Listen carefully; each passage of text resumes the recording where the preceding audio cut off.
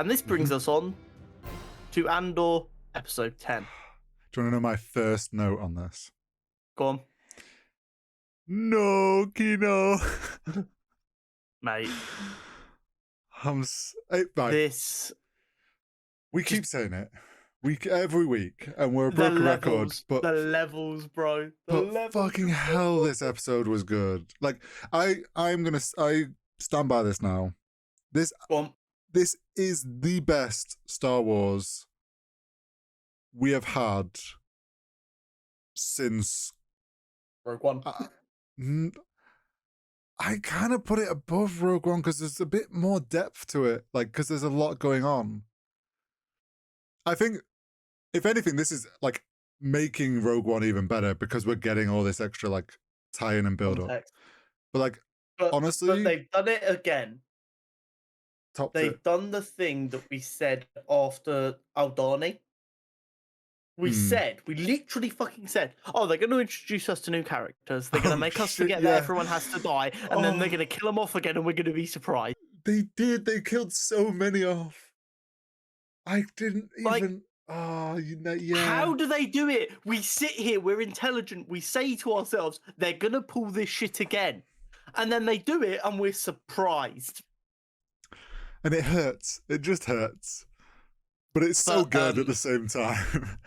Can we just have a little round of applause for Andy? Absolute masterful acting performance that entire episode. Oh, great! His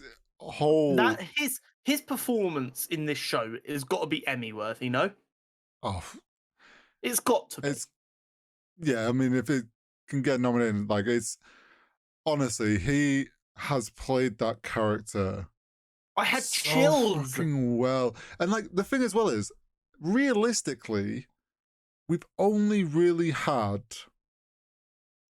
He's been in 3 episodes. Yeah. The first one was very brief. Mm-hmm. Really set up the character really strongly, like his personality and how he was. Second episode, we didn't really get a lot of him, but we saw that transition. And then this one, we just saw like full blown, like, ran with that performance. Like, the guy is a magician. I don't get it. He's so talented. He really is. All I've seen on Twitter yesterday and today was just, why do we keep hiding this man behind CGI? Look how masterful an actor he is. And you know what the thing is? It goes back to what we were saying last week. He's such a good actor. He can get these emotions through no matter how much CGI you put in front of him. Well, yeah, that's the thing as well. It's like, he's too powerful to not have CGI. Because he's so good, he is like the perfect person to put behind CGI because it helps sell it better. Mm-hmm. And it's like, the speech at the control center, the one way out throughout. I felt chills. I was sat here anxious because my PC was locking up. I was watching a download. I had the show on my other monitor, and it was stuttering a fair bit because my PC was like locking up. So it wasn't even a smooth watching experience. And I still was enamored with it. I was honestly sat here eating pizza at like 2:00 on a Wednesday, and I was completely absolved into it. That's difficult. It's just the way that, like, the episode opened, obviously straight on from where the last one finished, which was them walking away and saying 12 guards, no more. Yeah. Or no more than 12 guards. And it's like they go into the cell and there's a whole interaction between Cassian and Kino, and he's like, it's like you can see Andy really sold it in like how you can see Kino's kind of trying to mentally fight with the fact that this whole idea he had, this whole thing he's kind of been locked in and focused on has been shattered, but he doesn't want to accept that it's been shattered yet. And you can see he's mentally fighting with it. I'm willing to bet, I haven't gone back through and noted it down, but I'm willing to bet if someone spent the time to go through, you can probably put a timestamp on the moment the character goes through each of the 6 stages of grief. And what he was grieving was this idea that he was going to get out. So you had the bargaining, the anger, and then at the end, the acceptance. he knew he couldn't swim and that he was dead, but he was still happy because he was like, you know what, we made it, bitch. Yeah, exactly. It's like yeah, that's something I didn't even like. He'd know that like he doesn't really actually have a way out. Like, I guess there's like I think I like to think that partway through, like he believed there was some way that he was gonna get off that place, like through a ship or something. But it's like that point when they got to the like they'd rallied the whole fucking block, every floor. They're all coming up to this entrance. I love the fact that as they ran up to it and realized an edge, one guy just went straight off the edge, just like typical. Oh shit! There's an Yeah. edge here. I've gone. But then There he's was the just second guy that I really loved who saw it, took a step back and just did like a big old swan dive, and he was like, fuck. "Hey, I'm out of here. win, lose or draw, we took him to the end, baby." But then it's like you could really tell with Andy's performance of like the emotion of like it suddenly all kicked in that he was like, I can't fucking swim. I'm not actually ever going to leave this place. Now, part of me hopes that we're not done with him. I don't think he's dead yet. I think he is. I if don't they think make us watch him get tortured or anything, this is I'm what I gonna mean. cry. Because here's the thing, right? The ISB is all over any sort of thing now. This screams like organized rebellion, breakout. ISB is going to be all on it, and that ISB woman's going to probably then get a wind of it and be like, oh, and they're going to have Kino captured, and she's going to torture the shit out of it and find out that it was Cassian. Oh, I really hope you're wrong because I don't want to see that. Literally, while watching the episode, we see them get there and we see the beautiful light. And I'm literally sat and I'm like, yeah, we did it. And then Kino stops. He's like, I can't swim. And my hands literally. Just just the expression on his face. You were like, no, do you know what? wrong? Do you know what I was? I was just like, Cassian, just grab him and help him swim. Just carry him. Just carry him. Pull him. But then Cassian got shoved off, and I'm like, no, he's just gonna stay there. I can't believe the whole breakout scene of them going to each floor and each man being freed and realizing he can fight. It's beautiful. And don't get me wrong, I've made no secret of the fact I'm a huge leftist and all of this shit. And yeah, cool, whatever. Fascism sucks. We all know that, but I'm even more extreme, and I get that. But they're just sitting there. I'm like, oh yeah, fight the man. While I love that shit. It's 100%. It's for me. I'm sat and I'm like, yeah, fuck that guy. Let's do it. Do you know what one of the best bits was obviously Cassian was in the bathroom bit just trying to break that water pipe. Obviously I then clicked, I was like, okay, he's trying to fry the electrics or something. But he's just the thing I thought was funny is like obviously the lift's coming down and he's just stood there drenched, like that's not suspicious at all. And then don't be suspicious. Don't be literally suspicious. And then when it all kicks off and they try to fry it, and then he's like Kino's like on the tables and it fries one person at least. And that shorts it. But then Kino stood there and he's stood on the floor and it's like that sudden realization to everyone that like they have no power now. They've fucking got no control anymore. Their one like main thing that they hold over us and what they'll do to us is gone. Useless.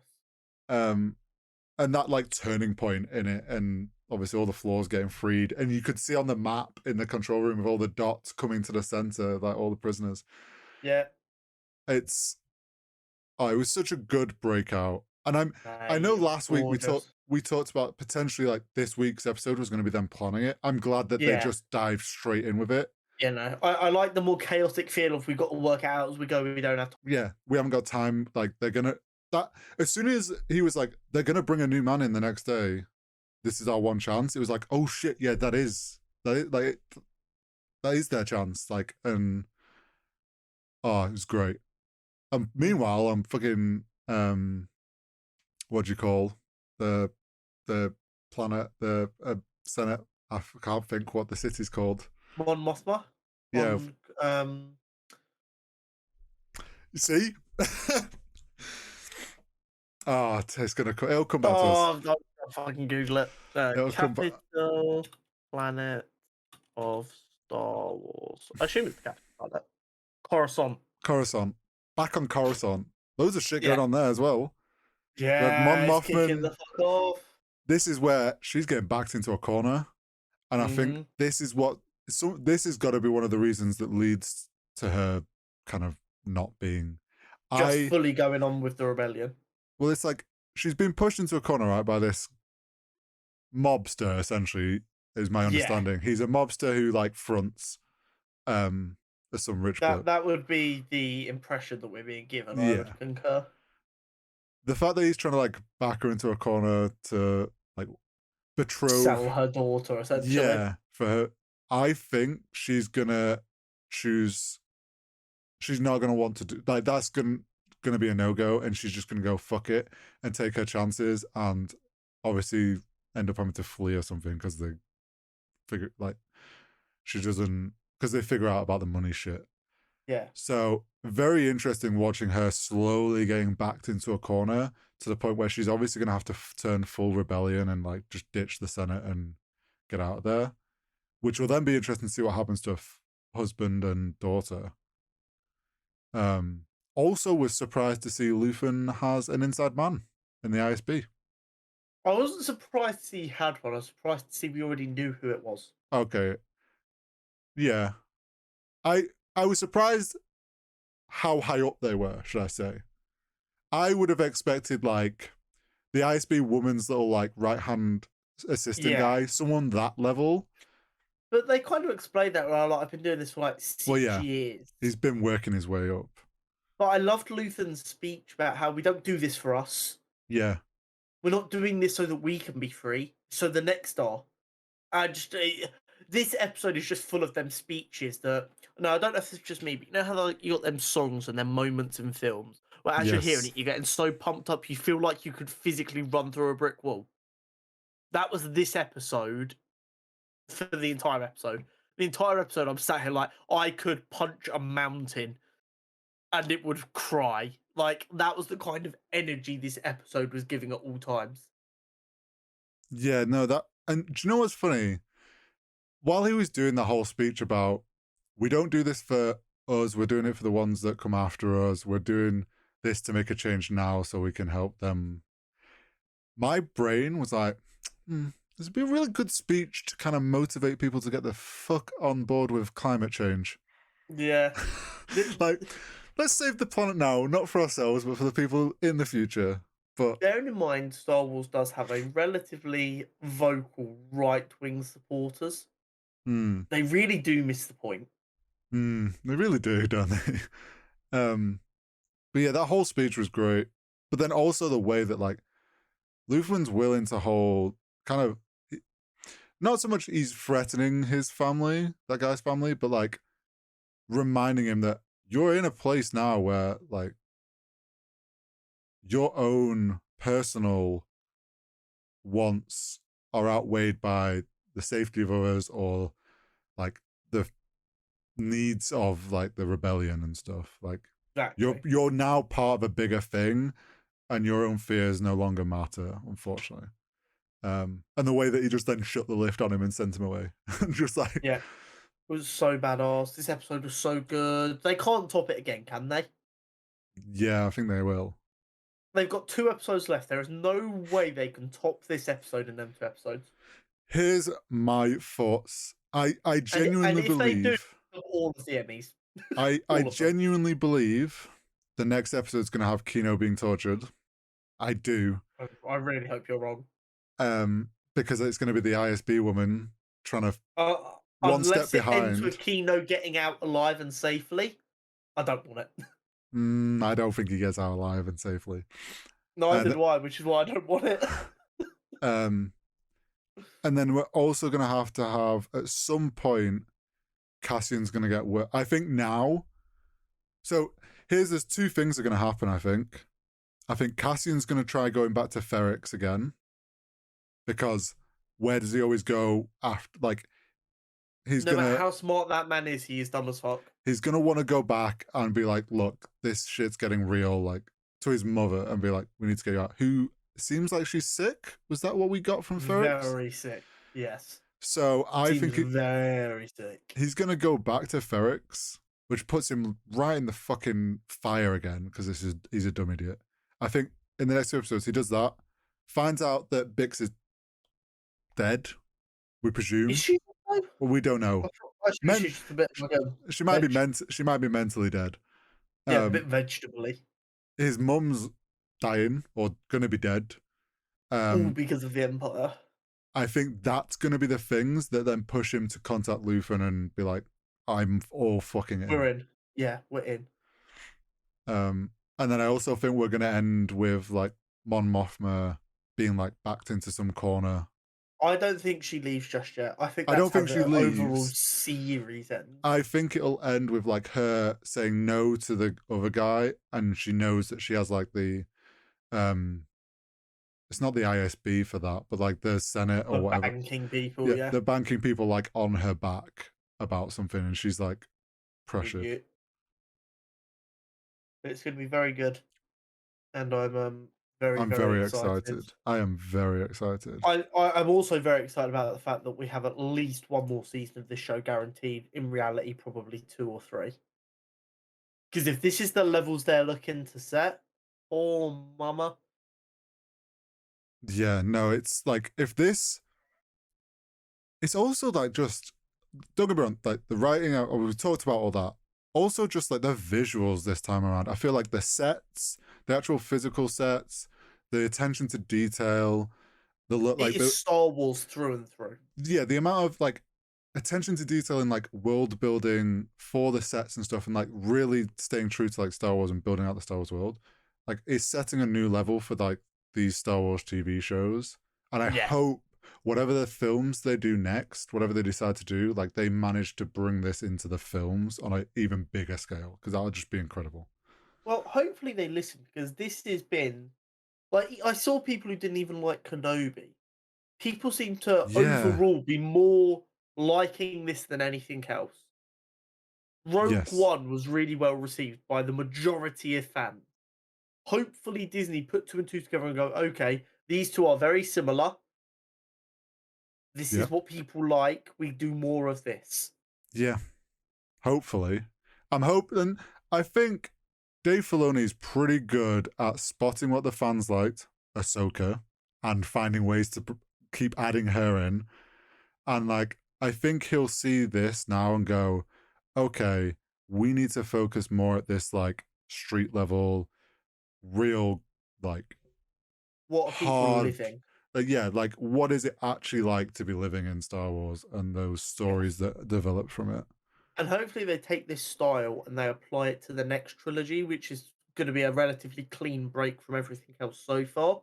And they Yeah, just take the style of it and tell a story all in this style, and then we can sit there and go, yes, very exactly. good. Exactly. Um, but I think that's all that is there to be said about Andor episode 10. If like you watch along with our or sorry, if you watch a podcast and you've heard us talking about it, but you're not that interested in Star Wars, Rogue One and Andor Mm-hmm. will be the 2 things that will sell you on Star Wars more than anything else. And I don't think there's anything you really need to have seen to understand them. No. Yes, you'll get extra bits of context if you'd watched other stuff, but you could definitely just start with them.